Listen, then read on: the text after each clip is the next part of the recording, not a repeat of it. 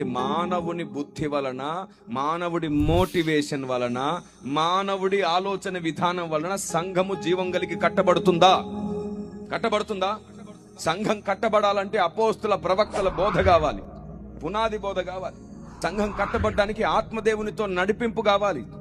సంఘం కట్టబడ్డానికి శిష్యత్వం కావాలి. సంఘం కట్టబడ్డానికి సహనం, ఓపిక, ఆత్మఫలం కావాలి. ఇవేవి లేకుండా సంఘం కట్టబడుతుందంటే అది అబద్ధం. గోడలు కట్టబడుతున్నాయి, మనుషులు గుంపులుగా చేరుతున్నారు, అది ఇంకా సంఘముగా మార్చబడలేదు.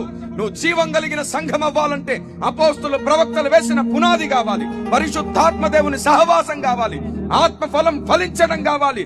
నీ నీతి కాదు, నీ కోపం కాదు, దేవుని నీతి నెరవేర్చడం కొరకు అవసరమైతే నువ్వు తలవంచడం నేర్చుకోవాలి.